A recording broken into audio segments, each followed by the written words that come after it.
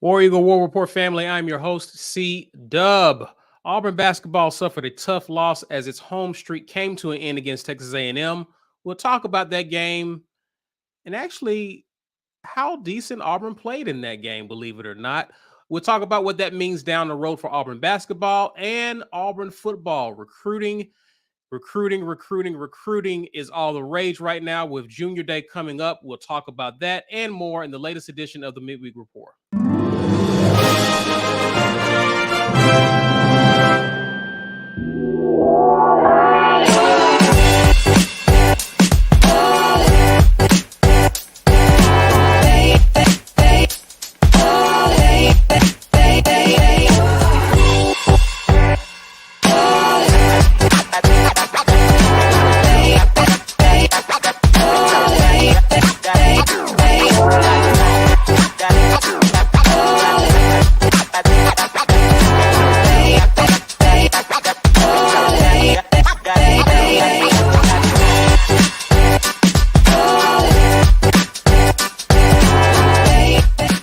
Happy Wednesday, everyone. I'm joined by Ike Jones, B. Will. You're watching the Midweek Report brought to you by AuburnSports.com. Shout out to those guys, JG Tate and the crew, for supporting us and what we do.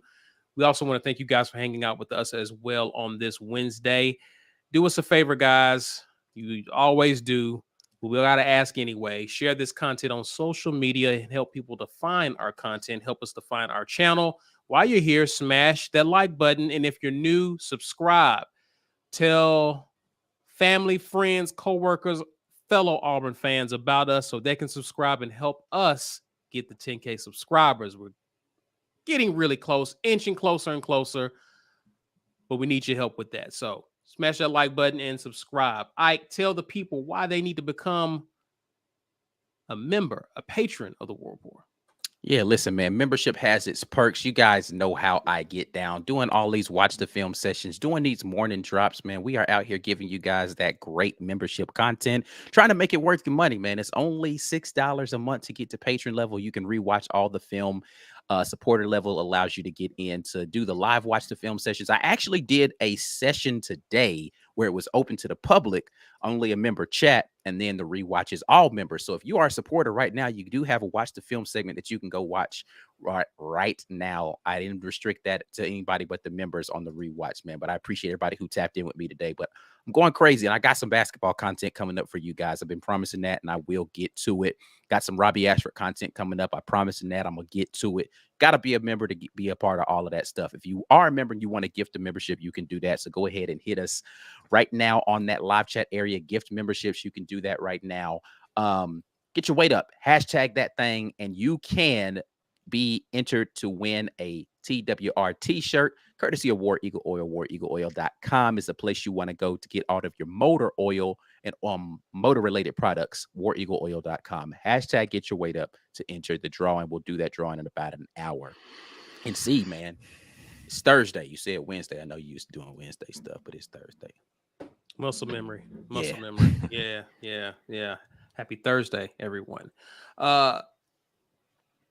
It wasn't a happy Wednesday. So I even know why I said that, because Auburn basketball suffered a pretty tough loss against Texas A&M at home.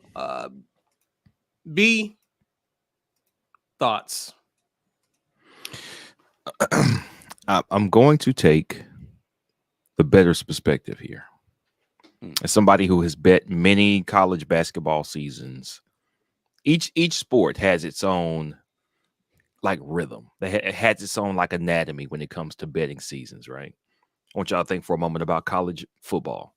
We know that everybody plays their cupcakes early. All right. You got big, powerful team playing a group of 5 team. You're going to bet the big, powerful team.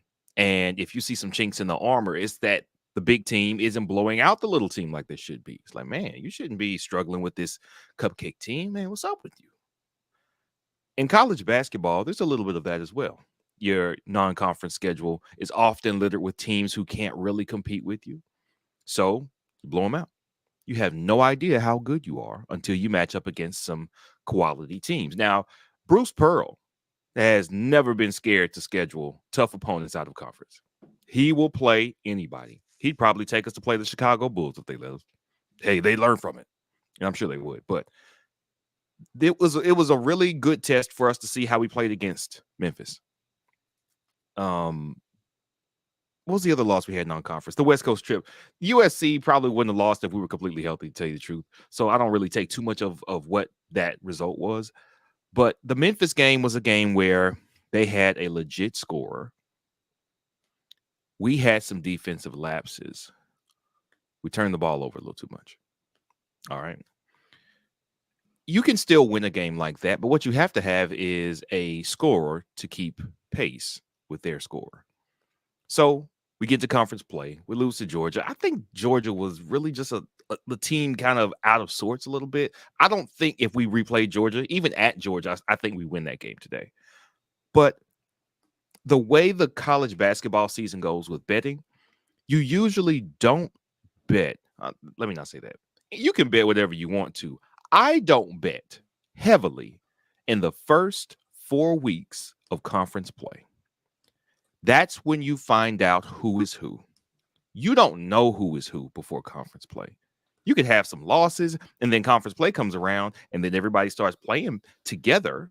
And now you're like, oh, man, they didn't look like this. But then they lose to so-and-so in December and so-and-so in November, which is why I roll my eyes every time they're doing this bracketology about, well, remember that loss November 31st? Like, who cares?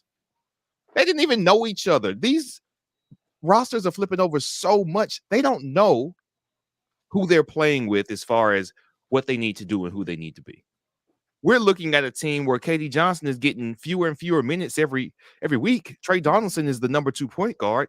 Did we think it was going to be like that coming out of Israel, coming out of November?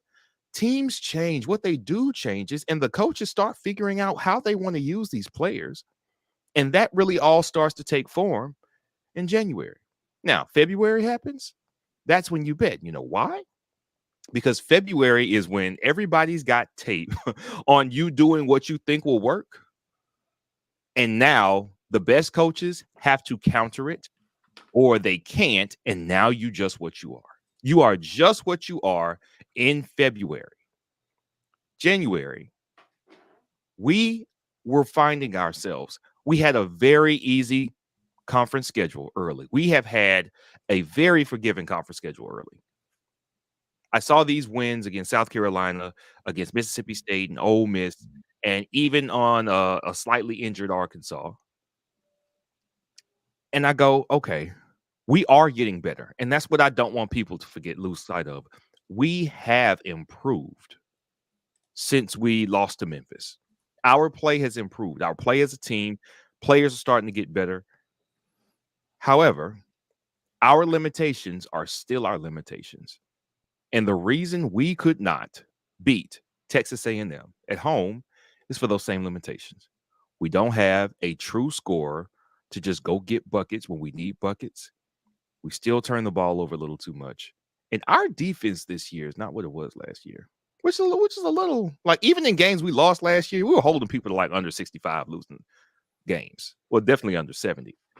Losing by the margin that we lost by at home, that's not Buzz Williams and Texas A&M beating us by like 2 or 3, and then it came down to free throws. Like, that was a decisive victory by them at home. There's a gap here. If the other team has a legit scorer, somebody who can just go get, not a 3-point shooting team where everybody just has to spot up. That's not what I'm talking about. Bruce and company can defend that. If there is somebody who commands the attention because they are a threat driving and they can just get buckets whenever they want to get buckets, we're in trouble.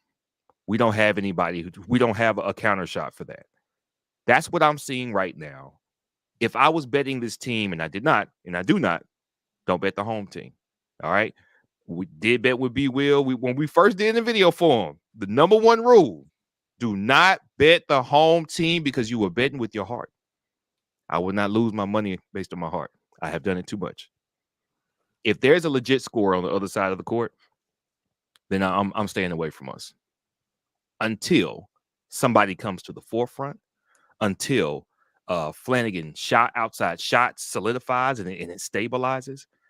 Wendell can do it, but his size is going to be a hindrance if the other team is defending him properly. We don't have enough shot making. and Ike has said this all along, and I know he's going to reiterate this point, but we can scrounge together some good games. It's going to come down to, can you get buckets here? Not can you generate offense, can you just get it? We haven't been able to do that. I don't like our chances to win the conference because there are at least 2 teams that have shot makers like that. Bama's one of them. We just played one of them. Missouri has some scores like that. We won't finish atop of the conference in the regular season. I'd like to see where we are come SEC tournament time, when it's time for, hopefully we're not playing to secure a certain record. We're just playing to improve. And that's the good news, is we get to play to improve until the end of the regular season. We get to see what we got come conference tournament time. But right now, man, we need a bucket getter, and I don't think that guy's on this team. Ike, your thoughts on the game last night? Yeah, well, so let me first say I only watched the first half. I was out last night, so I was not at the game. Mike was at the game. I've only watched the first half of the game. And I'm just not as down as everybody else is on how Auburn played last night. The score makes you feel like it because we lost the first half by 15 points. But man, some of them shots Texas A&M were making were ridiculous, bro. Like, you played good defense, and dude is hitting shots 2 and 3 feet behind the 3-point line, or Taylor going to the lane, reversing the joint up, and finishing on the other side of the rim. Like, I mean, listen, no, Radford he's a baller. Taylor is a baller. They can hoop, but they had a good night, and that good night was really limited to the second half of the first half, because we started the game really well, but it came back to what B is saying, which is you got to have, like, once Texas A&M settled in defensively, we had to have people who were making shots, and we missed makeable shots. We missed shots. We were making the right plays out of the double team for the most part, other than the one turnover that we had, or we had 2 turnovers out of the trap. One of them was Wendell Green at the top, and the other one was KD Johnson at the wing. Other than those 2 turnovers out of the trap, we made the right play every other time out of the trapping defense that they had up top. They knew what they wanted to do to try to get the ball out of Janai Broom's hands. He was making the right decisions out of that for the most part. But we just missed shots that we should have made. A couple of ill-advised shots, but it's that cumulative effect, right? Of a turnover here, a bad shot here, a missed opportunity here that gets you into that hole that they ultimately couldn't climb out of, because, again, we don't have shot makers. We don't have, our offense it's got to work, and it's got to be all these parts, as opposed to, all right, clear it out, get his dude the ball, let him go get it, right? And usually that guy needs to be a really good ball handler. Our guy that we would want to clear the ball out, clear a side out and just get the ball to, is Janai Broom, a post player. And he ain't like crafty with the dribble. So he's going to have to he needs room to operate. And Texas A&M was just like, nah, we're just not going to give him no room. If he puts the ball on the floor, go double team him, get the ball out of his hands. Yep. And everybody else who are shot makers on this team don't generate offense that way, other than Wendell Green, and his height, like B. Will said, is a problem because people can contest too easily. He still did a really good job of getting shots off. He did. But I said, for the most part, they did what they were supposed to do. Defensively, again, I don't think Auburn played bad defensively in the first half of this game. Texas Tech, bro, if I did a cut up of some of these shots that they made where you was like, oh yeah, it was some ridiculous shots that were being thrown up there that went in. I was just like, that's tough. That's a tough bucket. That's good defense. That's a tough bucket. And I said that like at least 6 times in the first half of this game. But yeah, it's difficult when you're watching a team do that to you, and then you can't say, all right, well, we're going to come back and we're going to get our guy to go. And it's like, well, who are you going to get a ball to do that? Right. Nobody.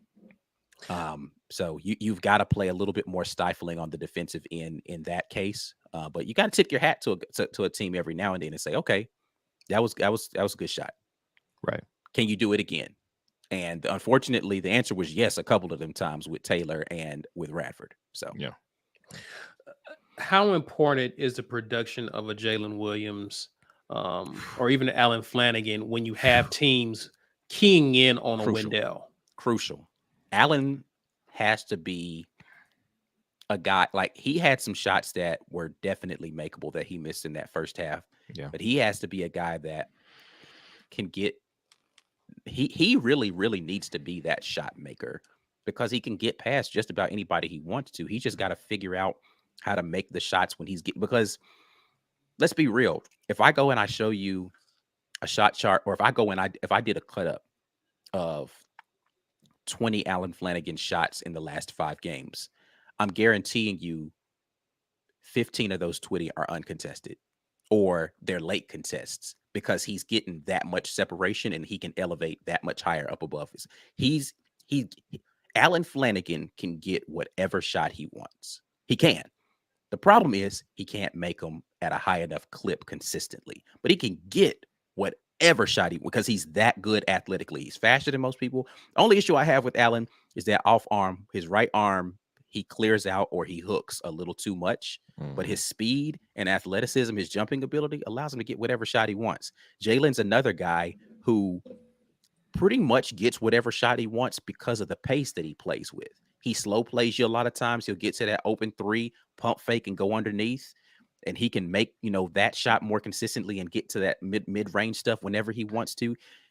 He can pretty much get whatever shot he wants to, but he needs to learn how to be more aggressive and say, I'm going to be a guy that's going to go take this ball game over.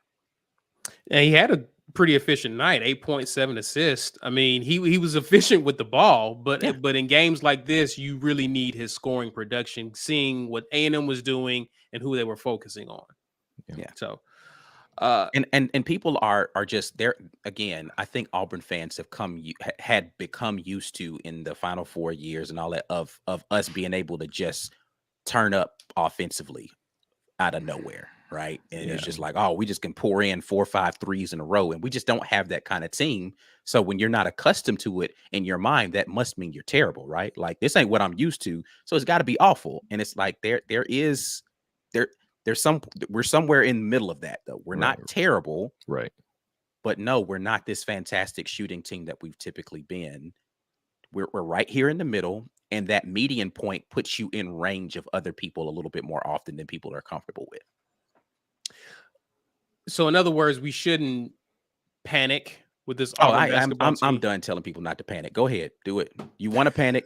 Don't let me stop you. Have as much fun panicking as you want to. I'm not going to join you in the panic, and you're going to hear me say stuff, and you're going to be like, I don't care. Because again, I remind you, after the Georgia game, I saw people right here in this live chat and all over Twitter tell me that this Auburn team was not going to win any SEC basketball games this season. 0. That's how they were like, we're not going to win any games in the SEC. We're terrible. We're as a matter of fact, I don't even know. We're an NIT. In this very chat and on Twitter told me this is an NIT team. And I'm pretty sure those people reawakened those feelings of NIT bound after last night, because the scoreboard said 16 points. We're not 16 points worse than Texas A&M. NIT. There's no way we could possibly beat. Because, again, the same people said, there's no way we could possibly beat Arkansas. And Arkansas already had the injuries. It wasn't like they got injured between Georgia and our game. Arkansas was already the same team that they were when we played them. There's no way we could beat Arkansas. We're going to get drummed at home against Arkansas. Beat the brakes off of Arkansas. Yeah. There's no way we could beat. I'm hearing no way we could beat over and over and over again from all these teams. Now, if we catch a dub against one of them, people are going to be like, oh, man, and they're going to have all this hope again. Just chill out, man. No, you know what? I said I wasn't going to tell you to chill. Don't chill. Panic. Have fun. It's your blood pressure, not mine. Well, listen, we're going to get to some of the folks in the chat hanging out with us. We appreciate you guys watching and commenting. Deal Look says, A&M shot lights out first half. It's basketball. I trust Bruce. Season ain't over. We had a good strategy. They understood how they were going to be attacked. We had a good plan to come against that attack. You got to just make the shots, bro, at the end of the day. But listen, Buzz Williams had his team with a very solid strategy too. They understood how they wanted to attack, and they executed their stuff. We executed the stuff against that. We just got to figure out how to make those shots in those spots. That's the bottom line of it. And that's the Achilles heel of it, is Buzz is saying, I'm daring you to make it. And Auburn's like, cool, I can make this shot. And then they shoot it. And it's like, I guess he was right. We can't make that shot. Right. And but we conversely were like, man, A&M can't make that shot. And if you watched A&M play the last 3 games, you would say they ain't making that shot. And then he make it. You like, what? Yeah, Since I think when? Taylor was like, he was 0 for like 11 the past. I think they mentioned Right. like he was Since struggling. when, bro? Since Yeah. when do you shoot like that? Right. Come on now. I've seen the tape. You do not shoot like that. Yeah. Well, you know what though? Buzz Williams is a good coach. Yeah, He's a good coach. For He's sure. been a good coach since Marquette. He won me money back when he was the head coach at Marquette. So I knew he was a good coach. Unlike we've got questions as to whether or not Calipari is a good coach. Rick Barnes is a good coach. I think neither one Rick of them. Barnes is a good coach. He's a good coach. I don't know if he's a great coach. I ain't going great. Rick Barnes is a good coach. He's good. He's good. Calipari is a good recruiter. That's fair. That's about good. But really, it comes down to: are you going to give a good coach again? And I'm throwing Bruce in that ring too of top 3 coaches in the conference, maybe 4. We'll see how the newbies pan out later. But listen, I know people are tired of me pumping Missouri. I like the coach from Missouri, man. I do too. His name Gates. I like him. Is that his last name? I've seen his face on the sideline. I don't know his name, but we have the advantage in coaching. Mike White though. Sorry. What we are missing, we're missing is elite. That is hilarious. That is hilarious. How you gonna be the player? How you gonna be the football player of basketball coaching? That's funny. That's top tier. Oh man, that was good. That was good. I like it. I'll take Lane Kiffin of college basketball. Yeah. But Buzz Williams is a good coach, man. And when good coaches have teams that can play together, this is really the indicator of a really good coach to me. Even if your team is brand new, by the end of the season, middle end of the season, are they playing like your teams play? Like, I know what a Bruce Pearl team looks and feels like. He's been able to make one out of really the last 4 or 5 teams straight. They end up just hitting the stride and being this lockdown defensive team, and it's great. Buzz Williams they're a gritty, fighting, I believe I can do it team, and that's what they are. Maybe even playing outside of themselves a little bit. But if he has a talent advantage, then that makes him dangerous. That's what makes a good coach dangerous. You found something special, a shot maker that you usually don't have year in, year out. Now you're dangerous, and they got the guys. Yeah, for sure. For sure. That's definitely and that's why, to the point of, trying to figure out who's a good basketball team. You can't look at stat lines to tell you that. Right. You got to watch people play game in and game out. And sometimes guys shoot out of their mind for one game, and then all of a sudden, oh, he's this great player. And it's like, bro, he had a good game. Calm down. Right. He had a good game. Tip your hat to him. Keep it moving. Mm-hmm. John Brandon says, temper your AU basketball expectations right now. The next 10 games are going to be tough. We will win some, but we will lose some as well. Guys, how do you feel about our schedule over the next 10 games? It is. The correct word is tough. Listen, man, the West Virginia game is not going to be a cakewalk. It's not. You're going to go on the road against Tennessee. That's going to be a tough game. It will. You got to play on the road against Kentucky.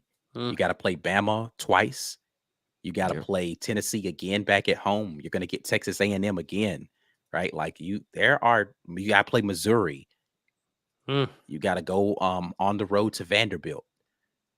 Vandy's not like a great team, but like any road game, like you have to, just kind of figure out which team is going to show up for Auburn. It's difficult. Yeah. It is a difficult road to hoe to get back to the end, to get to the end of this season and have. I actually predicted this team was going to have double-digit losses this year. When I looked at our schedule and who we were on paper, I was like, we'll probably lose about 10 games this season. In the landscape of college basketball, that's not a bad season. I know. Oh my God. Well, it hasn't happened in 2 years. So it's 10 games the makes sky's you falling. You're depending upon who you lost to in those 10 games, you can still make the tournament with 10 losses on your schedule. Yeah. But I thought that's right around where we were. We're actually outperforming that number right now. I mean, we've lost 4 games this season. Yes. We have to lose 6 of these last 10. We could lose that many. I don't think we will. But I think that that's right where this team lands this season. And I think that that's still a solid year, but I get it. People come in every season now with this expectation that we're going to be this Final Four team because we made it to the Final Four.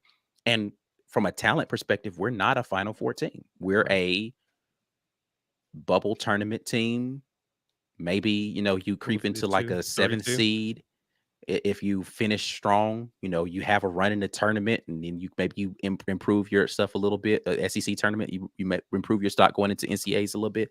But yeah, man, it's completely plausible for us to not be amazing every year and still make it to the NCAA tournament and even win a couple of games in the tournament. Yeah. Because again, I've said this over and over again. If you're a good defensive team, which Auburn is, you have a shot in any game. For sure. Steve Bradley says, Rob Doster says we are the biggest fraud in the country. We lost 2 great players in the draft. Shake my head. We are what we are.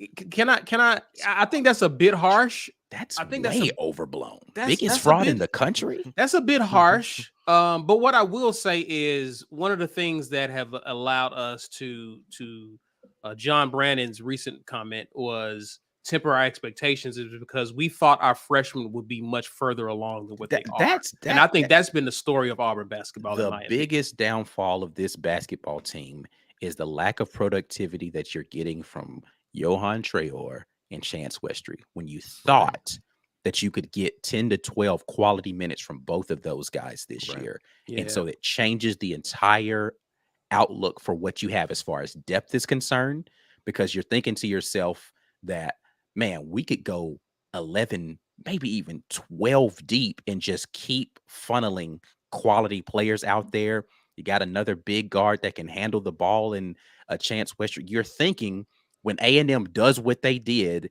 to Wendell Green and trap him out high, cool. Chance, you're going to go run the point. They can't trap him the same way because he can throw it over the top of the trap. Right. But you don't have that, right? And so now you're scrambling to try. And so it's like, I also see all these people talking about Bruce Pearl knew what the problems were in the offseason. He didn't do anything to it. He thought he did a pretty good job of addressing it. Yeah. And then these guys don't pan. Johan Traore is a guy who can step out and shoot threes. We've seen him shoot it before. He has a good stroke. For whatever reason, he hasn't been able to do it in games consistently. Right. He thought he had it. He thought he had another stretch 4 out there that he could trot out there. High energy guy, good athleticism that could step out and shoot threes unexpectedly, because you're not thinking, oh, we got to cover this guy, or you're absolutely thinking we have to cover this guy, but that stretches the inside and we can go down low to Janai. That's what he thought he had.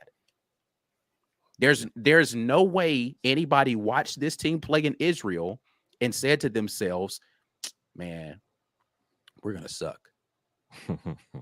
No, you stuff didn't pan out the way that you thought it was going to. And that's not on Bruce Pearl and company, because they had a plan that it didn't work the way that they thought it was going to. Right. And to Corey Weber's comment here, I will never understand Semo coming in at the 4 to replace Jalen. That's because we were expecting Traore to come in and replace Jalen at the 4, as far as I'm concerned. But because you can't really expect him, you don't feel confident enough in him, putting him in a game like that against A&M. In comes Semo, who has more experience, who's physical, who can play that. You were expecting your guy Traore to actually be that guy, and Semo do something else. So I think that's been the story of Auburn basketball. Some of our young guys who have a future, have an interesting ceiling, just haven't reached their potential yet. So P-Pass says B Will, LSU is a great example of that the last 2 years. I guess you're referring to teams that start off looking really good early on in the season, out of conference, and then when conference play starts, they get exposed. Corey Weber says, I missed the fast-paced run and gun Bruce offense, but hey, when you got scores, you can do that, right? We running. We just ain't got no guns out. And listen, those teams weren't nearly as good defensively, though. They weren't. Yeah. So there is a trade-off that happens there. You hope that you're going to be able to do both, but those teams weren't nearly as good as defensively. But I understand in today's game, whether that's football or basketball, people like offense. For sure. Like they want to see people score, and they want to see people shooting. They want Logo Win back, who's pulling up from half court and knocking stuff down, right? Like that was exciting for everybody else. The Wendell that's breaking people down and getting 7 assists per game is only fun when we're blowing people out, and high flying dunks and everything. But because man, he was still getting the spots on the court, getting some great like he had a good game. He was had a good man. game. Yeah. Again, listen, I don't know. I said I watched a lot of basketball. I did when I looked at that first half, I just had to say, man, you tip your hat to Texas A&M. They made some good shots. Yeah. And you hope that you can come out in the second half and shut them down a little bit better than what you did. Before we get to the break, Ken Willis says, TV announcer said, you came out flat for warmups. I didn't see the warmups. Thoughts? We didn't see it either. Mike G actually was in attendance and covered that game. He's not with us to kind of give his thoughts on it. So I'm not at liberty. We're not at liberty to speak on that, but that is an interesting comment to make and could be very telling. But again, I think a lot of this game, to Ike's point, had to do with Texas A&M shooting out of their minds. That first half was nuts, bro. I was just sitting there like, yo, for real. And again, so one in a better perspective here, when a team loses handily, especially if it's to a team that they thought they should have beaten, Texas A&M had won like 4 or 5 straight, and then they lost to Kentucky by like 9. I think that they were plenty motivated to come and wipe that taste out of their mouths. It happens a lot. As a matter of fact, I expect our next game to be a maximum effort, maximum everything game from Auburn. So they had their motivation. Texas A&M did. I'm not surprised they played a little bit outside themselves, but we need to be able to do that too. For sure. Anthony Grant, appreciate you hanging out with us. I see you, Lawrence, in the comments. Appreciate you watching with us, man. Hope you're safe. He says, Anthony Grant says KD must be injured or something, man. He has regressed tremendously. Thoughts, gentlemen? When I look at KD's game, he's improved in certain things this year. Like he used to just be like, I'm going to the basket, whatever. And that meant he was going to go to the basket recklessly, whether he was, flailing elbows or even trying to react to what the defender was doing. He wasn't. He was just like, I'm going to go to the basket. Now, early off in the season last year, that got him foul calls. That got him to the line. That got him, a couple of crazy made buckets. But now I think people know how to defend KD. Like, he'll just run you over, man. Just get in the way. Or he started trying to pass more when he's driving, but he's made the decision to pass before he's not reacting. Like his man could be completely giving up the basket. There was a play last night. He was driving and he turned to dish it, but Texas A&M was in the passing lane, and it was a turnover. But I was like, I don't know that you had to dish. That wasn't the one to dish. That was the one to try to finish. It seems like he's making a decision one way or another, and instead of reacting to the play live time, he's just deciding, I'm about to shoot this no matter what. I'm about to pass this no matter what. I'm gonna drive, but I'm definitely gonna pass this. And he's gotten fewer minutes, so he's got fewer turnovers, but he still isn't shooting great. His shot is not consistently falling. We thought that at the end of last season, when he had a really bad shooting game in the SEC tournament, that was an aberration. We were hoping that was an aberration, that wasn't the norm, but he has struggled shooting this year as well. And I don't really know what's up with KD. Yeah, I think it's one of those things where he's been asked to not be so out of control on offense, and that has gotten him into a zone where he's not playing a way that's comfortable for him. KD would really like to be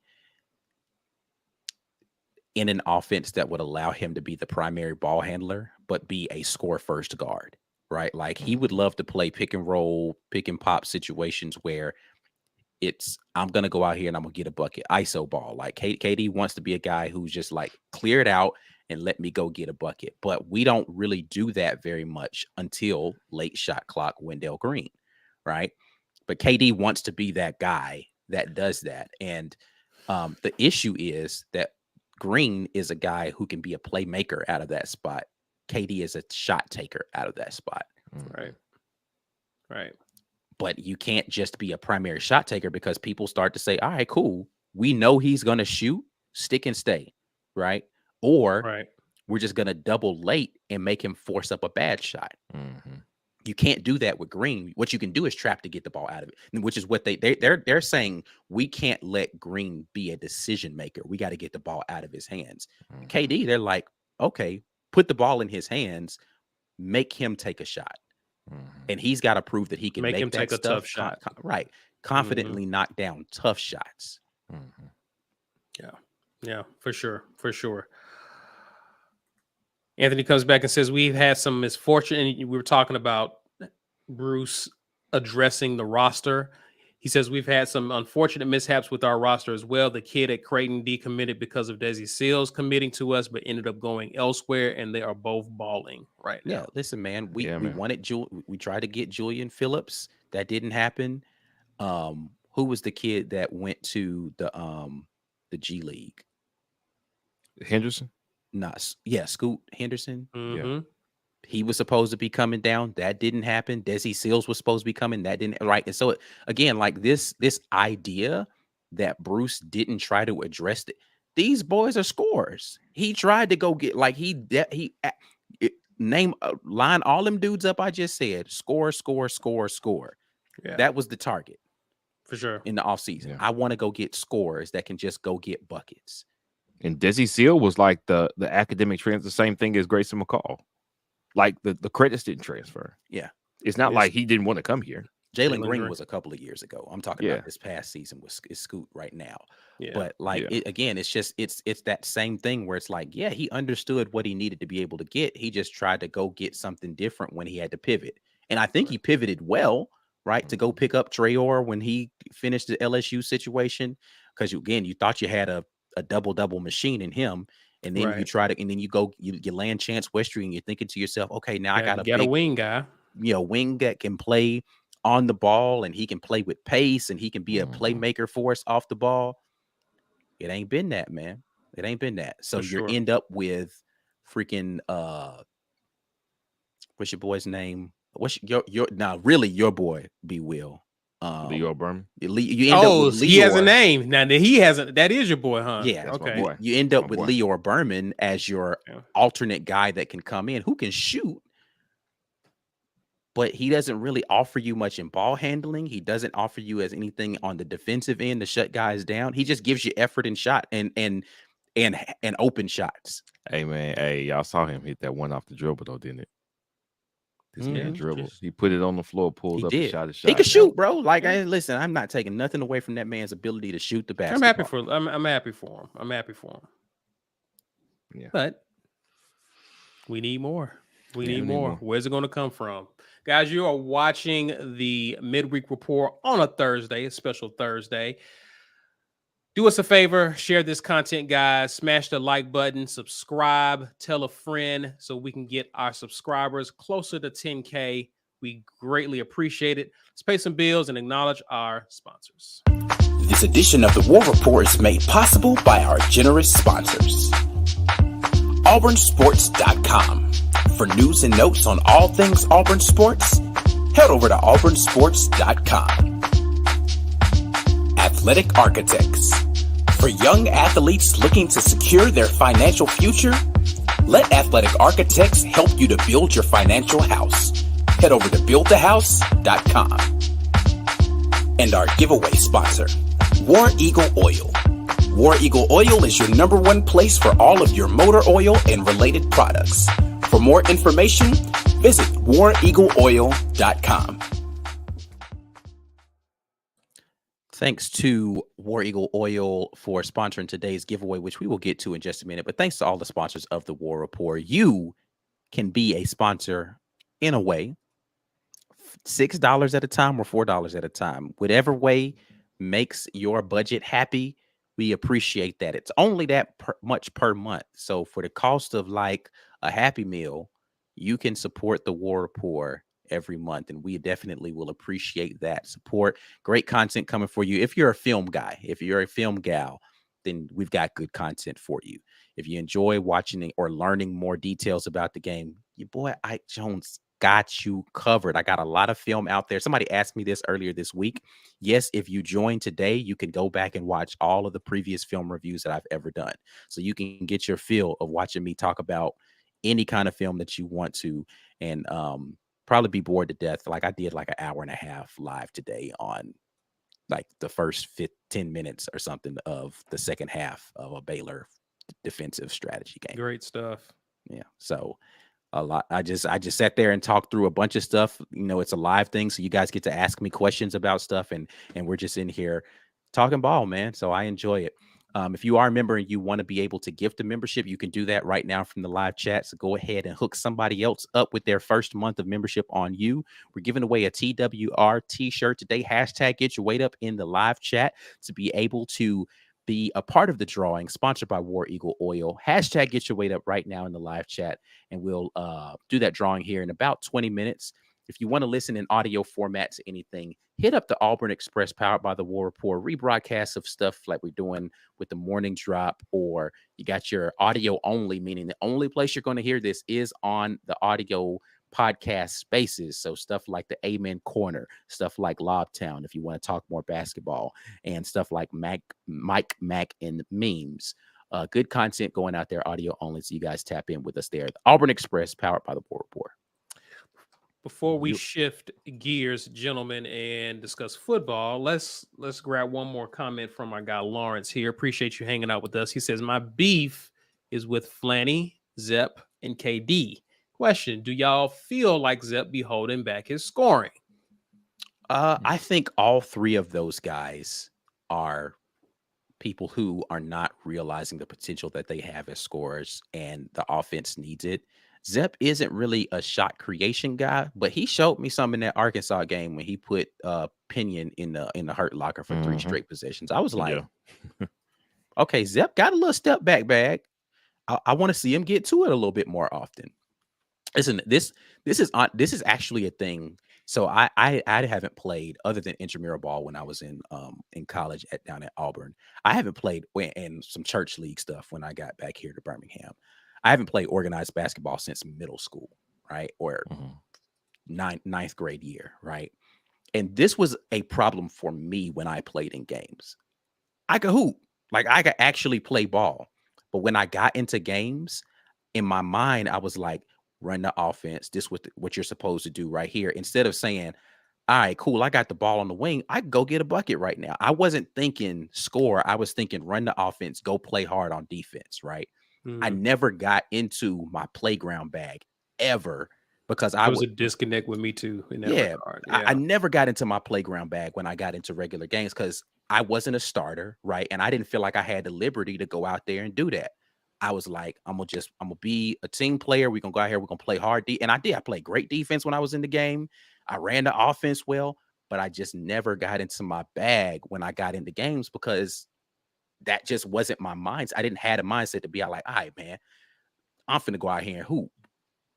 That wasn't. So Zep might be one of those guys who's like, nah, man, like my role is this. I'm not really finna go out here and be taking all these shots, which is fine. But every now and then, again, when it's late in the shot clock, somebody else got to be able to do this. If they're forcing the ball out of Wendell's hands, Zep, you got to step back, bro. Get the ball, face a guy up, take him off the dribble, get to your step back, let it fly. Yeah, because we know Bruce allows a certain amount of autonomy. Yeah, he gives you all kind of freedom. He ain't pulling you for taking shots. For sure. No, because if somebody was going to get pulled, KD would. I mean, what he did. KD would have hit the bench a long time ago. KD sees the bench because he might walk into a 3 a couple of times in a row or do the whole, But really, the times that KD gets pulled is when he's fouling too much or he's turning the ball over. It's not for shooting the ball. Right. Bruce doesn't pull people. So listen, man, get into your bag. Go out there and give somebody some buckets, man. Make them respect you. It changes the way that people have to play defense against Auburn. For sure. Good stuff, gentlemen. Let's talk football, man. Spring is a little bit out, but we have a signing day, which has lost its luster coming up. Yeah. But we have a junior day this upcoming weekend, and coaches are still on the recruiting trail hard, visiting high schools, visiting coaches. We've been seeing it on social media. Again, this is kind of a new day and age as it pertains to Auburn recruiting. And there goes Mike G without his headphones. Gentlemen, and he jumps back out and back in to give me a middle finger. B. Will, how you feeling about recruiting, sir? Well, every time any of the recruiting services, they say, hey, this guy got an offer This guy talked to the coach. This guy is scheduled to be at junior day. And what we usually see is I got an offer from, the University of Auburn. with some former player or the stadium shot. Yeah, with the picture, right? Yeah. So these interviews, no matter what services come from, I try not to make too much of what did the players say when they were asked if they were feeling Auburn. How did they feel about their offer? If they liked the conversation that they had with the coach, how they were relating. But over time, you read enough of this material. I mean, this stuff's been circulating since all these services have been in effect. So, you know what? They really got something good here. Auburn's definitely going to be in my top 5. Auburn's definitely going to be towards the top of the list. And then they recruited other places. I'm like, okay, I'm not falling for that no more. But now it seems a little different. It seems like the words that they're using to say, "Oh, I'm interested," sounds like, "Oh no, I'm interested." And I can't make it. It's not a science because they're not saying, "Oh yeah, y'all top 2 because that NIL deal is crazy." But to me, I feel like NIL is doing a lot of talking. I feel like NIL is getting people on campus because there seems to be a more assertive positivity when they're asked that question about where Auburn stands. And I mean, if you need any evidence of that, man, look at the class. Look at what we just did. The class just went crazy. We had 2 people who had flat out turned us down. Connor Liu chose Miami over us. Kendrick Fault chose Florida State over us. K.N. Lee, I don't even know if we made a top 5 for him. Like, I have no idea where we stood in his recruitment, but there are a bunch of guys. Flipped a guy, Sylvester from Tennessee, who we're not talking about flipping guys from places where, okay, they're broken ugly. That's easy. Stealing people from broken ugly people, it's easy, man. Yeah. I got a 2022 Lexus and you got an 07 Accord, which is what I drive. No disrespect to Honda drivers. I drive an 07 Accord. I love that car. It's easy to get outdone. But they're coming here day of. Yeah. Oh, I was finna pack in my car and go to Illinois. What you got? I'm on the way. This is getting a little easy is the wrong word. Easy is the wrong word. We seem to have a very convincing pitch these days, is what I'll say. And I see that momentum in some of the energy and the positivity coming from the recruits. I like to see that energy. The coaches are doing their due diligence. They're talking to the players, man. They're talking to the players. I don't feel like we ever weren't doing that, but I'm seeing Hugh Freeze on the road a lot more than I ever saw the last 2 head coaches on the road. I can say that with certainty. Definitely more than Brian Harsin, but still more than Gus Malzahn too. Hugh Freeze is out there, and we talk about it all the time. He seems to understand the game of recruiting a lot better than Brian Harsin. He seems to be executing the game of recruiting better than Gus Malzahn did. I think it's working in our favor, but we will not know until we hit the next early signing day, because now February signing days don't count anymore, man. It's the game is over. Kids on campus. It's the cat's in the bag. But let me ask this question. I gotta ask it. Mm-hmm. If we don't sign anybody next Wednesday on National Signing Day, is the entirety of the Auburn fan base going to go into a panic like they did last year? Yes. No. Yes. No. Not the entirety, but a certain section, because if you don't sign anyone, that means Jeremiah Cobb went somewhere else. Oh, facts. Okay, true. That's true facts. Okay, so outside of Cobb, who everybody assumes, outside of anybody who's not expected to be, right? Right. Okay. Yeah. Because that's the only one I think that they assume is gonna like sign and technically hasn't signed, but people are saying, oh, he actually silently signed, but they didn't put because he wanted to announce and blah blah blah. Right. So I don't know what's happening with the Cobb situation, but if we only sign one guy and that's Jeremiah Cobb, are people going to hit the panic button? Well, let me ask this question real quick. Last signing period, was there anybody who was expected to sign in a second that didn't? No. They all signed early. Correct. Pretty much. Right. So my answer is no. So people are not going to panic if we only sign Jeremiah Cobb Wednesday. Yeah, because again, it's preconceived notions, right? What's the preconception? The preconception is that this guy is better at it than the last guy. He's hitting the road. He's doing the things he's you're giving him a little bit more grace than the unknown. I'm not. I'm telling you, those people are. I'm right, but I'm yeah. saying the Yeah. mentality is we can give this guy grace because he's a bit proven, and we're seeing him working currently. So if he doesn't Correct. sign anyone outside Yeah, of but he's Cobb, doing a lot of working right now. What if it doesn't amount to anything on right. National Signing Day? Does he suck as a recruiter? Right. Yeah. Well- the answer is no. Right. But I don't know. I feel like there are uneven standards being applied because I didn't think it was a big deal last year. No, I 100% didn't think it was a big deal, but I- apparently yeah. it was the biggest deal in the world. We didn't sign anybody on National Signing Day. I was like, were you expecting us to? Right. So I have the same What- energy though. It was a bigger. Let me be clear. It was a bigger deal because we had more roster spots available. Right. So I understand that level of like, well, you could have filled it out with somebody, but you didn't get anybody. But I think that they had some other stuff. Anyway, here I go making excuses for Brian Harsin, but just want to know, But okay, so let me put it this way though. Again, I'll give credit to Hugh Freeze though. Like he's kind of insulated himself from that criticism with the perception that again, For sure. where he's working his tail off. So Yeah. if he doesn't sign anybody, it's not because he wasn't working. He wasn't working. And I think that's what got the last coach. Yeah, Right. that's Right. for sure. Listen, man. Hey, I used to work a day job, and the appearance of working hard paid a lot more dividends than actual results. Hey, you know for a what lot I'm of talking people. about. That's the I'm game. not saying for me because I worked my butt off, but I know a lot of people who looked like they was doing a bunch of stuff, but you go and check them reports, and you like, we used to do. You sure you was Oh, you- working the whole day? We used to do this thing. It was like whenever you were in public spaces, you always walked briskly. You never looked anybody in the eye, right? And you always look down at your phone like every 15 seconds, like. And then when anybody ever approached me, they'd be like, "Mike, I know you're busy, but I have this thing work like a charm every single time. I'm telling you." But to your point, the appearance of me being busy gave the appearance Gave that you a I was lot of busy. leash. But see, that was actually my problem. Is I didn't care if I looked busy. Right. Like I was just like, man, go check my results, bro. Like, what are we doing? Like, you come up to me, it's like, what are you doing right now? What I want to? Did I do all my work? Like, why are we having this conversation? right? You play the game a little bit. No, I was, didn't either. up front. I was I didn't never either. good at workplace Y'all politics. tripping. I got a kick out of it. I was just like, I was terrible at workplace politics, dog. I was up in there like playing Whatever. chess on my computer screen and stuff like that. People walk over. You know how some people like when you walk over, they like clicking off of stuff real fast. I walk over, I'd be like, What up, "Yes, bro? what's up? What you need?" That's funny. Nah, man, we good. Yeah. That's actually in your email already.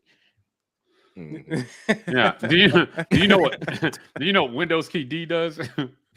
Minimizes all your screens. Windows key D. Oh, see, I'm saying I don't. Yeah. He knows all that. He knows. Brings all your screens. I never fronted at work, bro. Like ever. I If did I that was shit all truly the time. busy, you could tell if I was truly busy. But what I always did was got my work done Right. every You know, single day. Oh my If you goodness. execute, if you can check, there was an instance where somebody's like, we can't ever find you. Hey, this phone that y'all commissioned for me, you know the number to it. Why do you need to find me? Is the work getting done? What do you need to see me going? Yes, this work is getting done. No, that's stupid. That's stupid. Yeah, y'all tripping. I got a kick out of it. I was just like, Hey, listen, bro. They always think I'm busy. It's amazing. Nah. So much fun. All right. James Barnett says the haters were complaining about not getting a 5-star. We already got one in this class. So what's the excuse now for Falk getting bumped Falk up got to a upgraded to 5-star? 5-star. Okay, I was going to ask. We already got a 5-star. With rivals. I don't know. All the services have their own. Yeah. They ain't all bumping up a star. They didn't all bump up a star. So Yeah, I mean, but still, like he's still a 5-star. it's a No, 5. it's cool. Like, I'm not Can't taking take it it away. I Can't guarantee take it you, away. Auburn's going to, if they're going to go back and talk about stars, they're going to use the highest rating that they found for whoever. But Right. the right. point here, never mind. I don't want to get into a star conference. I don't want to do it. I don't Come wanna on. do it. We can Go have a ahead. star Go conversation ahead. at some point in the off season because that's definitely. Yeah, I mean, we can have it Yes. right now. We ain't got a lot of stuff to talk about. I'm just saying, I just get so sick of this star conversation, man. Like, I just want to see dudes ball. I don't care what they star was, man. Dallas Cowboys got stars on all their helmets and they suck. Sorry. No, What? it's- That was actually a pretty amazing joke. That was you guys didn't appreciate that enough. No, I Man, did. shout I'm just out. like, it's amazing how free he is after the game. I mean, yeah, right. shout Don't out to ask everybody. me about Philly though. Don't ask me about All Philly. the oh yes, that's a game Uh-huh. right there.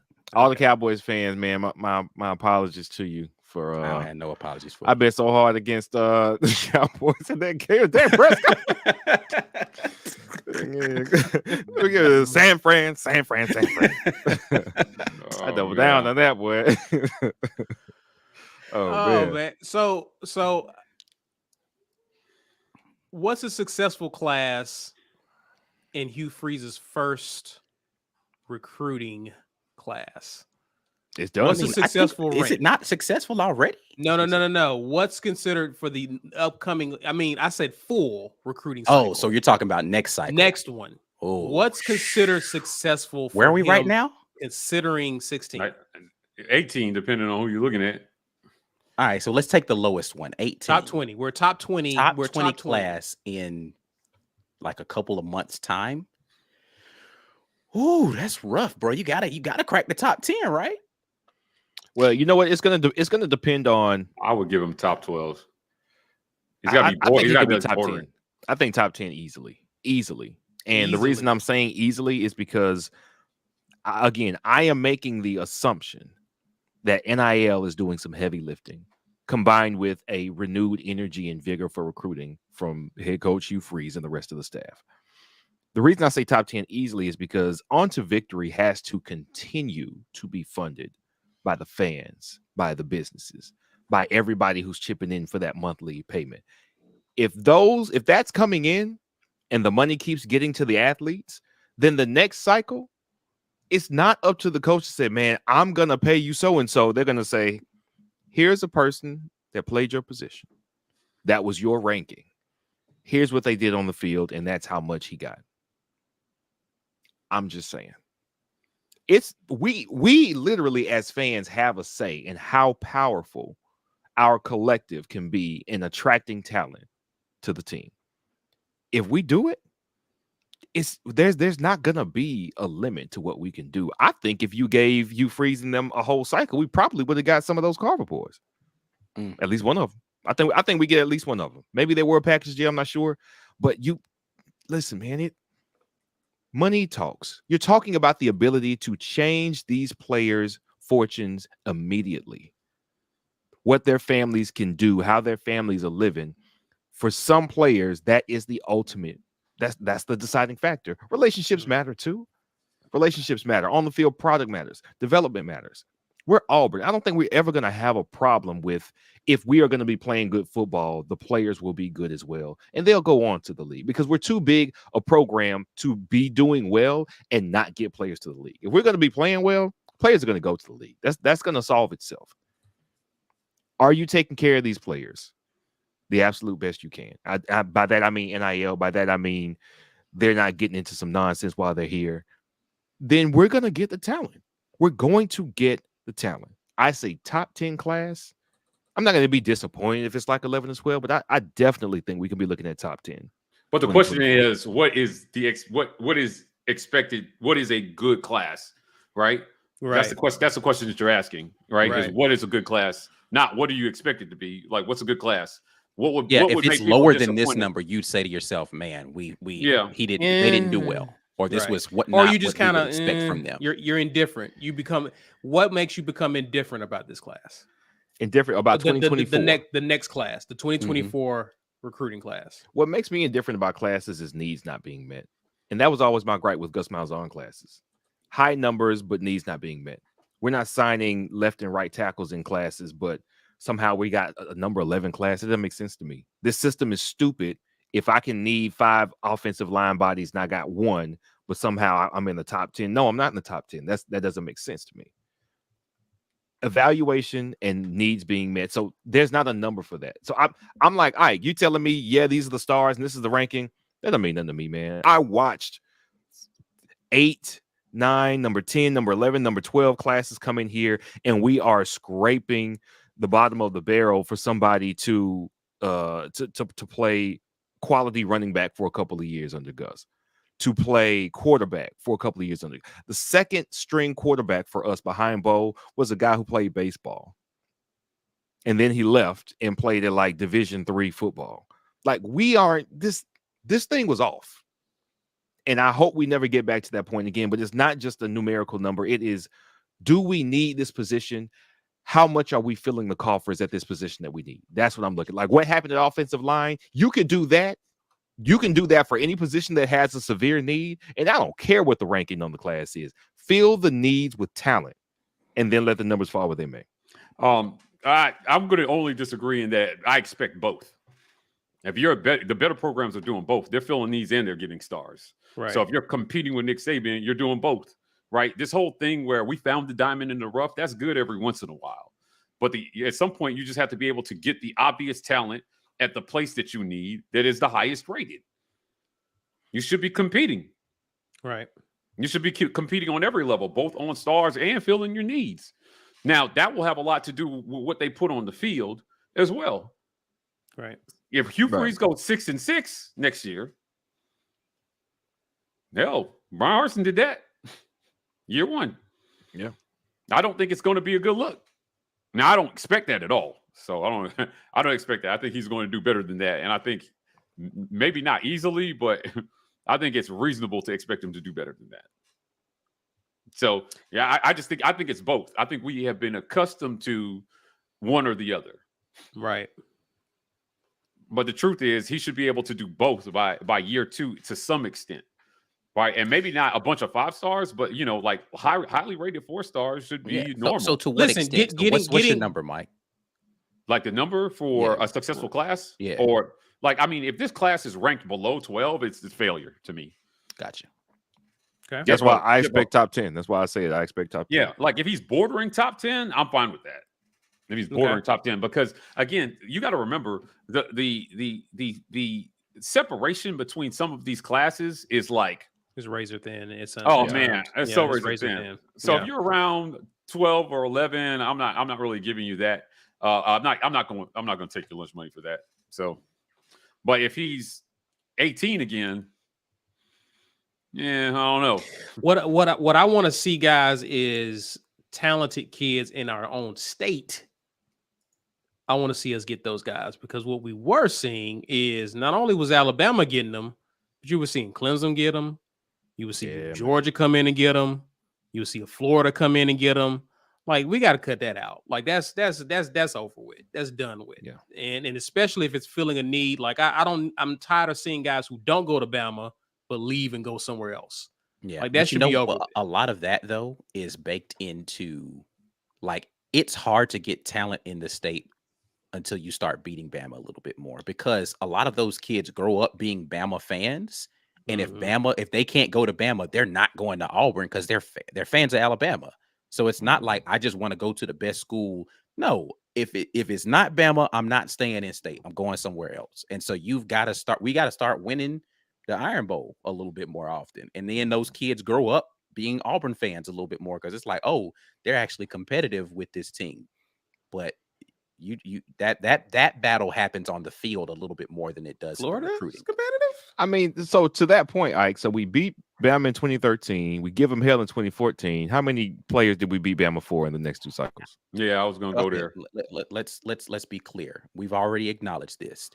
Yeah. Okay. Fair enough. Yeah. Okay. Yeah. Well, I'm with you. Yeah. It took me. I was like, what B said. No, wait. What Ike said. Yeah. Winning those games didn't look impressive.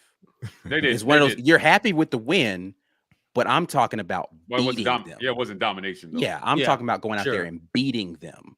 The way the basketball team put up 100 on Bama last year, like, that's beating them. Not we got a miracle field goal and the other team threw 2 pick six. Like, I'm talking about beating. When we can start doing that, then you start to change the perception of what your program is, because a lot of those out-of-state recruits, they don't feel that Alabama-Auburn rivalry on a day-to-day basis, so it's different for them. They're just looking to go someplace and play ball. But when you're talking about fighting people's inherent biases, like stuff where their parents hate Auburn, and it's like, man, no, we don't do that Auburn stuff around. Like, that's different, bro. Like that recruiting battle becomes very different in that conversation. Fair enough. Yeah. Right. Yeah, I think to me it's more than just winning those games and domination. I think it's it's not simply that. I'm just saying you got to change that conversation though. Yeah, I think that goes in lockstep with just winning the West in general, right? Beat them, win the West, and then you'll start to get that. Yeah, because Absolutely. in a year where we beat them, they went on to win a national title. Yeah. So and Right. this is a good case in point of what I mean though, right? Like Georgia, we lost to Georgia a bunch of times. We still recruit really great in Georgia. We do. But do we beat Georgia? Head to That's what I'm head. saying. We lost to anybody. Georgia a bunch in the last. I'm talking about 10 you. years. You talking about when you I'm say talking about beat, for you talking recruiting. about beat them head to head Recruiting. against four. So we do recruit Georgia really well. I Yeah, think we beat Derek out Brown. Georgia for Derek Brown was the only guy I really remember. Like he was a premier talent that could I have don't know gone if we're anywhere. beating them head to head for a lot of people. Nah, we're really not.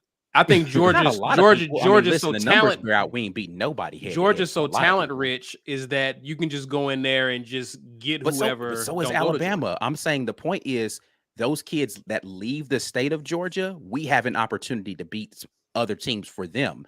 The in-state is different, bro. Like that's the recruiting ground is very different inside of your state. Now, the kids that grew up in the Auburn, Opelika area, like them, the ones that you're like, yo, come on, bro. Like that's like 15 minutes down the road, man. What was the kid, Reuben Foster? Like, Yeah.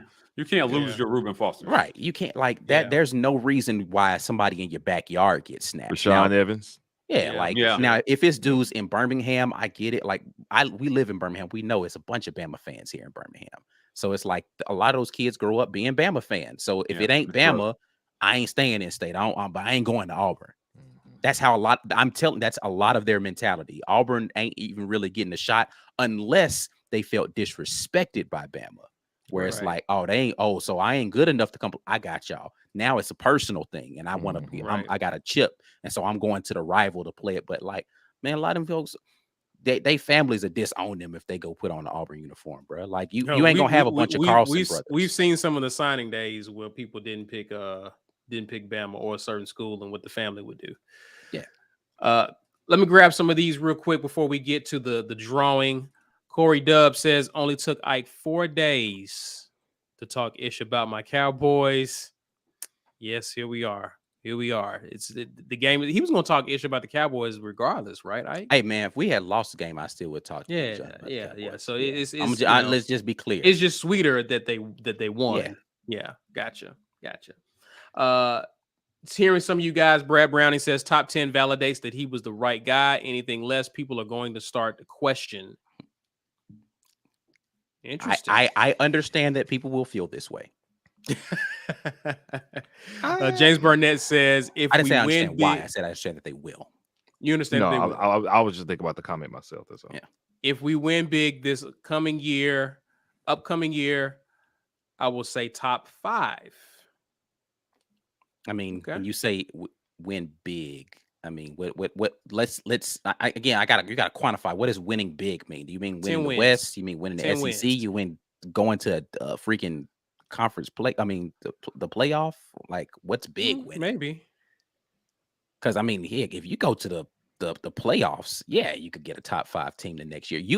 If you go to the college football playoff and you turn into TCU, where like the next year nobody even sees you on the radar, that's disappointing. Sure. That's disappointing. And I don't think winning and making a playoff is it has to look like you said. It has to look convincing. It has to look like this is something that you can do again. I don't think anybody's going to be, oh no, what is TCU going to do? They got their OC snatched. Yeah. I don't know what TCU might not win. They don't have divisions in the Big 12, but nobody's riding high on TCU because it looks like a one-off right now. It has to look like you're in it to consistently do what you did that year. Yeah, nobody's impressed by anybody winning the Big 12. Let's be clear. Right. It's not impressive. Winning the SEC is impressive. Winning the Big 12, okay. Yeah, I mean, Oklahoma and Texas will get the benefit of the doubt in the Big 12. TCU is not just yet until they do it again and again and again and again. I mean, listen, Texas ain't did it in a long time, and people still get them the benefit of the doubt. So that's kind of my point. The name recognition, the brand name. TCU doesn't have a brand. Top 10 class is successful. Lawrence comes back and says top 15. I don't think top 15 is going to do it. Honestly, I think that's because you're bordering on that now. Now that's successful for year 1, But if you expect Well, top 15 could still be like top 11. That's Yeah. still I mean, not. It just depends on what kind of top 15 we're But talking. that's why you have to you need the hard border, right? Like top 15, there's a lot of space. There's 15 is top 15. Yeah, right. There's Yeah. 14 spaces there. My point is that if it's 13, 14, 15, yes, you're top 15, but are people happy about that? Yeah, And I'm going to argue that they're not. They're not going to be. Yeah, I mean, I wouldn't be, but that's based on the expectations that he set. Right, he's talking about turning programs around quickly. Now, listen, you can turn a program around too quickly with a top 15 class. Sure, yeah, sure. I mean, it puts a lot of pressure about the results on the field though in year 2. Yeah. So if the expectation next year is 7 to 8 wins by year 2, again going into November, you should be in contention for the West. If you're not, that's going to be disappointing.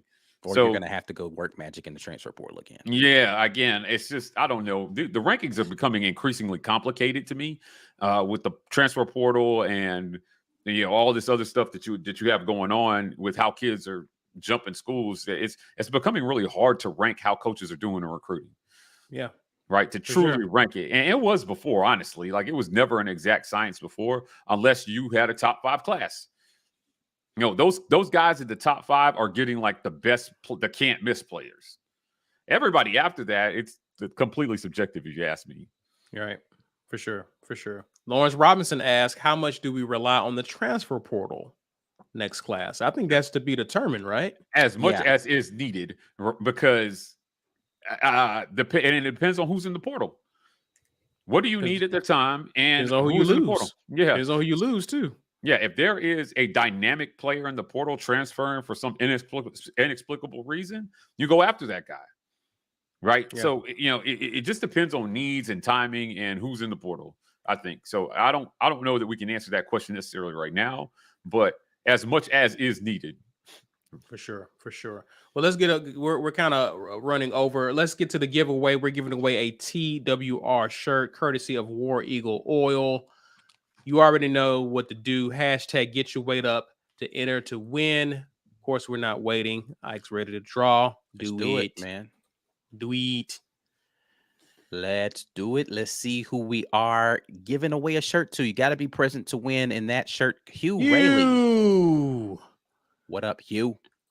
I've seen you in the comment section a lot recently, so hopefully you won recently. I don't know if he won recently. Let's go. I feel like Hugh won recently. Hugh, did you win something recently? Well, you got to let us know if he did. So, yeah, lightning can strike twice. We'll still send it to you. The last time Hugh won something was April of last year. Okay. All right. Yeah. Okay. So we'll wait for him to see. He's here. He's just commenting on something. But nope, there he is. We got to handle hiring with more professionalism in football. Not that backwards. Is this the coach that's going to play ball with us kind of thing? Then he says, "Yeah." Congratulations. It's been over a year. Okay, since yeah. Won, so. I don't know. I don't know why I thought I saw his name on something, but we see his name a lot. We see his name a lot. So you probably did see his name on something, but probably not as a winner here. So congrats. Email us business@the-war report. We need your physical address and shirt size, or else Mike G is sending you what, Mike? Schmedium. It won't fit. So do that, sir. Congratulations. Let's get back into it, gentlemen. O'Reilly M says, "I really need to get one of those morning drop mugs." Yes, you do. The black one is on point. My dad will tell you.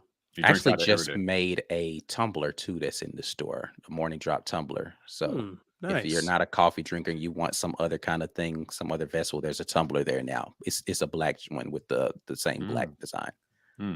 Cool. Interesting. Nice.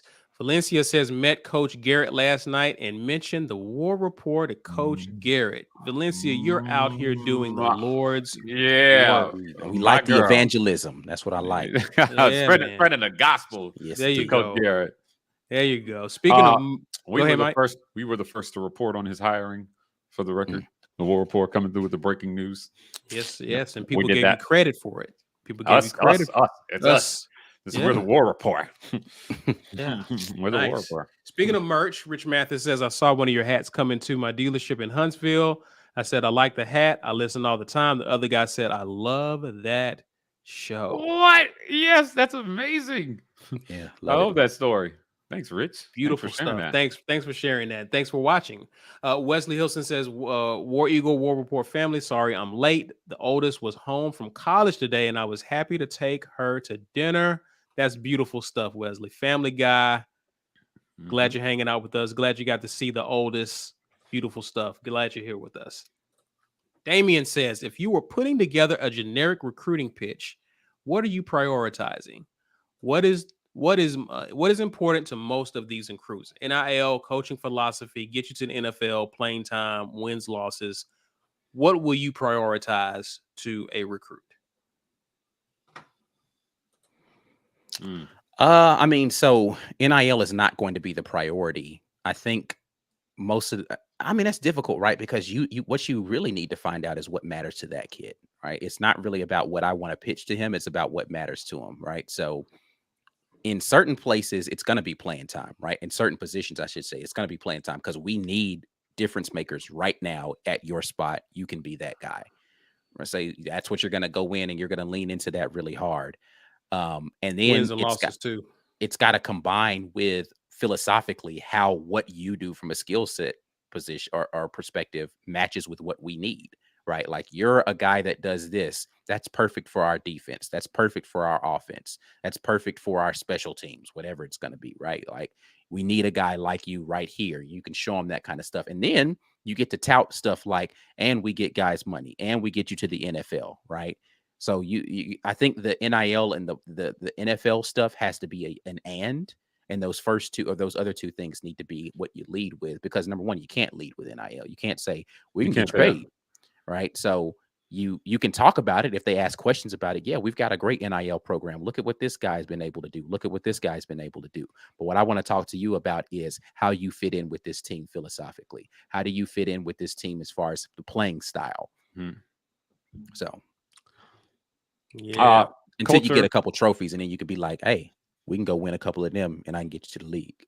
Yeah, culture, academics. I think wins and losses, if you have a successful program, is not something you really lead with because it's a given. They know whether you win or you lose, right? So you're either talking about, hey, we win or we need you to win. But I think that's kind of self-spoken. Like I said, you can't lead with NIL, so that's kind of out, right? You mentioned it. You mentioned that you know, if they have questions about it, if our guys take advantage of that here, just like they can anywhere else at a high level. But I can connect you with the people who can tell you more about that. But it's more about playing time. It's more about development. And then, if you're talking to the parents, then you're talking about culture. You're talking about how academics. You're talking about all the things that make Auburn.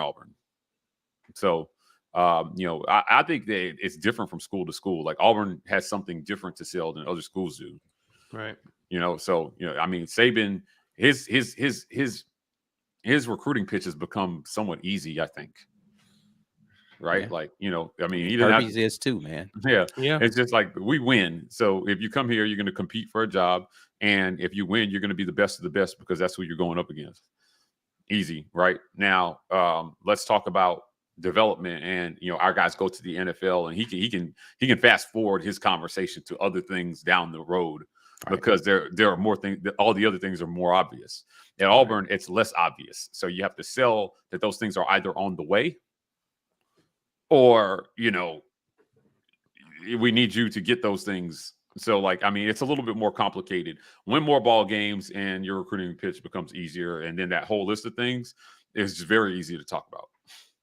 Yeah, for sure. Guys, you got anything else? Just wanted to show this since somebody asked about it. We had CM Pat said, show us the tumbler. So boom, it's right there on the site. Oh, that's clean. The black joint right there. That's clean. Is that a metal straw? Yeah. I'm gonna lose that. I can't wait to lose that.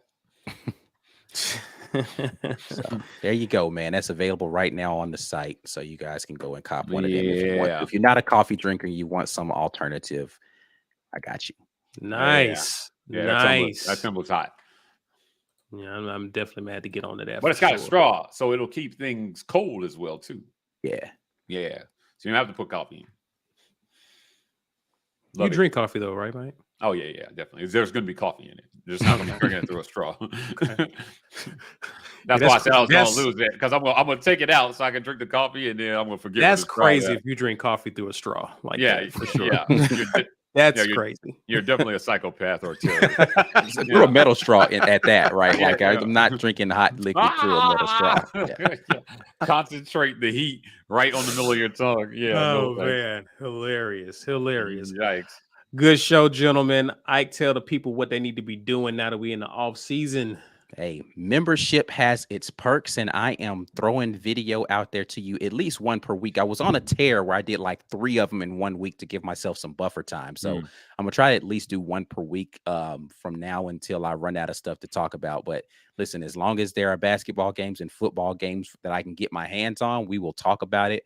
We'll break down particular players. We'll break down schemes. We'll break down games, all that kind of stuff, man. I got tons of film left to get through with you guys. So make sure you tap in with the membership to be able to do that. If you are a member and you want to go ahead and gift the first month of membership to someone, you can do that right now from the live chat. Just hit the little gift box and do that and make somebody else's day, their month, really, because they'll get 1 month free on you. The War Rapport shop, I just put the link for that Tumblr down there in the chat, so you can go ahead and cop that if you want to. But if you get whatever you want to, we got a lot of great merch out there. Another great way that you can support the efforts that we have going on here with the War Rapport is to cop some merchandise, man. We appreciate everybody who does that. We are the Auburn Express on your podcast areas, Mike Mack and Memes, Amen Corner, Lobtown, all things that you can only hear at the Auburn Express wherever you listen to podcasts, and you can get audio rebroadcasts of some of the stuff that we're doing on the morning drop. So we got a lot of ways that we can get you content, and we're going to continue to get that out there to y'all. We appreciate it. And once we get that content out to you guys, particularly on YouTube, you already know what to do. Share the content, smash that like button, subscribe, help us get closer to 10K. That'll be an amazing day. Also, you can check for us on social media, Instagram, Twitter, Facebook at The War Rapport. We are TW Rapport on TikTok. Zipper now, guys, but we will definitely catch you guys this weekend. Are we doing a morning drop tomorrow, guys? We didn't do it today, so yeah, we'll jump in there tomorrow. Okay, so we will see you guys in the morning talking about whatever. We're going to be hanging out. Until then, enjoy the rest of your evening. And as always, War Eagle. War Eagle. Peace.